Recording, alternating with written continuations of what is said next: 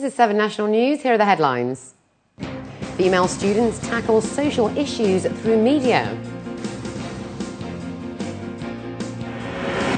GCAA initials Open Sky Air Service agreement with Mali. And Malaysia landslide kills 16.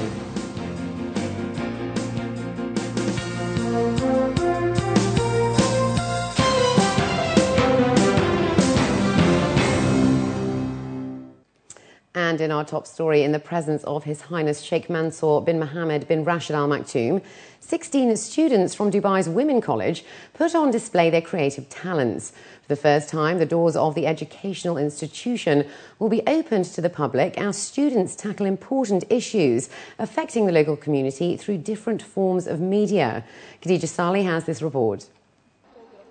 The 16th Street Media Exhibition is the first big public outing organized by the graduating Applied Communications students of Dubai Women's College. According to them, this is a culmination of everything they learned in the past 3 years. The 3-day event will run until the 24th of May and showcase their skills in photography, graphic design, filmmaking, and production. I would like to take this opportunity to invite people to our exhibition. They'll find lots of interesting things to watch and also to see, and also have the opportunity to interact with the students themselves. They say the grueling month-long preparation defined for them the near future. Among them is Maitha Hamdan, who is already making a name in the local film industry. She says she hopes to add more value to it as a film director. Judging from her short movie about dowry and marriage, the outlook is looking good. The problem in our community they keep the stories and they don't talk about any stories that happens in the UAE. So what we are trying to say is talk about the stories in short documentaries and try to solve this problem by showing it to the people in a good way, not like advising them like in my documentary in the dowry. I choose to be in a comedy style. So being as a media student, we have the chance to improve some problems that we have in the UAE by discussing it in the short documentaries. Other budding filmmakers took on different social concerns. I recently directed, produced and scriptwrote a documentary about the Emirati accent. It's called Our Accent. It was screened in the Gulf Film Festival and also screened in Ras Al Khaimah last weekend. And the actual topic of what made me make about it, to go and make the interviews about it and make a documentary, was the fact that I noticed that the multicultural environment in the UAE has pushed away the Emirati accent. So even though every emirate has its own accent, and not many people notice that. If you go to Ras Al Khaimah, you have a different accent. If you go to Abu Dhabi, it's an even more richer accent, and each accent is more beautiful than the other. But because we, as Emiratis, we have a tendency to be very generous and kind, that when we talk to people, we change our accent to their actual nationalities. Meanwhile, Lamia Al-Muwalla and Maitha Al-Haddad chose to highlight disappearing traditions. It's called Al-Kandora, the dishdasha, the white man dress, the traditional one. So we choose this topic because we seems nowadays the new generation that forget their traditions and they use the casual and jeans. Now the new generation must know their past and use to and know the people about it, not to learn from outside and do it. Why not people learn about us? These are just some of the 16 talented female students who are looking to break through the media industry. Armed with the skills, passion, and creativity, they hope to make their mark and a difference right after college. Khadija Saleh, 7National News. And the debate on who's a better driver continues. According to a local report, women are safer drivers than men. However, does safer actually mean better? The report cited statistics released by the Abu Dhabi police and a study on the driving behaviour of motorists in Abu Dhabi conducted by the UAE University earlier this year. Statistics reveal that out of every 10,000 people, only 19 females were involved in accidents, compared to 31 males last year. However, it shows an equal number of men and women who broke the speed limits.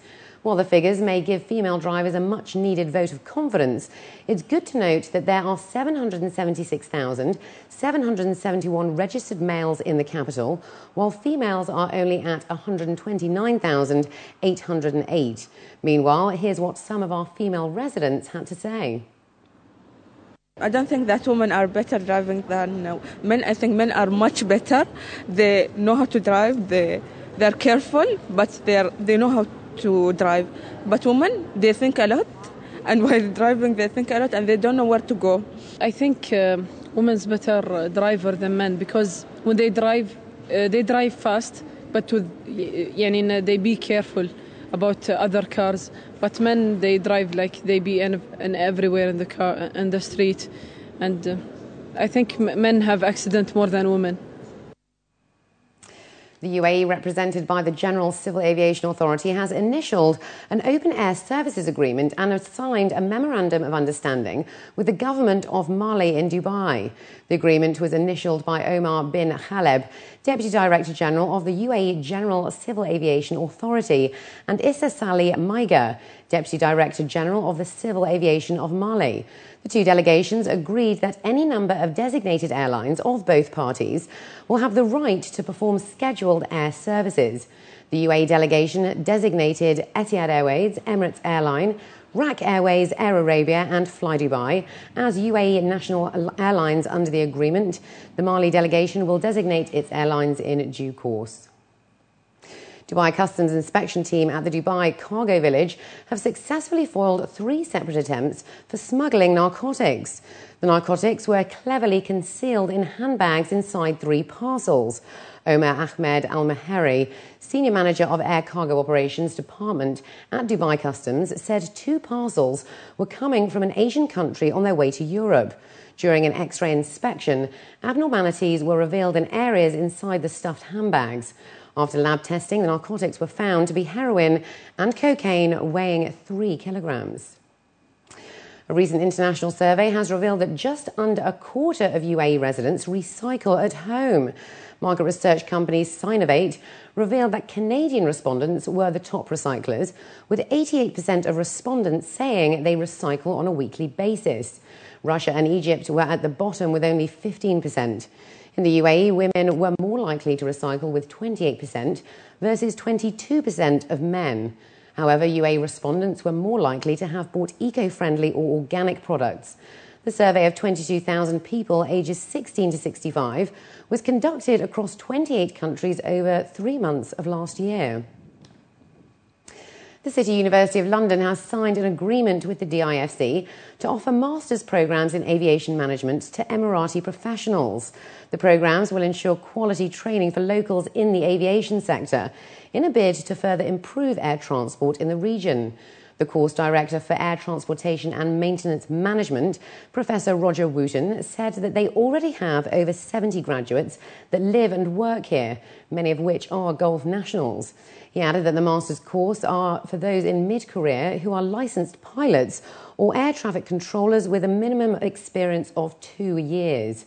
For a cost of 60,000 dirhams, students can enter into a flexible part-time master's programme over 3 years. In the Gulf, debt and credit cards could be a thing of the past, as banks in the next 5 years offer more mobile phone and e-commerce payment methods to increase security. According to a local report, high per capita income in the Gulf makes the region particularly vulnerable to online banking fraud. Industry experts foresee plastic being replaced by mobile phones by 2016. The news report added that in spite of the high reliance on credit cards, mobile payments could be quickly adopted in the country, which has one of the highest mobile phone penetration rates in the world at around 200%. Looking abroad now, Malaysian rescuers pulled out more bodies today from a landslide that covered an orphanage, killing 16 people and mostly children. Using their bare hands and mechanical shovels, search teams rescued 9 children from under the layers of muddy earth that partially covered the orphanage, which stood in front of a hilly slope. The landslide struck on Saturday afternoon in an orphanage in Hulu Langat, just bordering the capital city of Kuala Lumpur. 44 children aged between 7 and 18 years were taking part in a motivational camp when the tragedy struck. Rescue operations continued throughout the night despite heavy rainfall. Authorities banned flights close to Iceland's Grímsvötn volcano on Saturday as it hurled a plume of ash and smoke far up into the sky. The volcano is the country's most active, and the smoke rose 20 kilometres into the air. Although an official said the eruption was not expected to affect European airline traffic at least for the next 24 hours, Iceland's civil aviation authority, Isavia, said some flights have been affected. Iceland's Eyjafjallajökull caused chaos when it erupted in April of last year, with authorities halting flights due to fears that dust and ash would get into aircraft engines and cause accidents. When it last erupted in 2004, transatlantic flights had to be rerouted south of Iceland, but no airports were closed. And up next, we have the day's business news, so stay with us.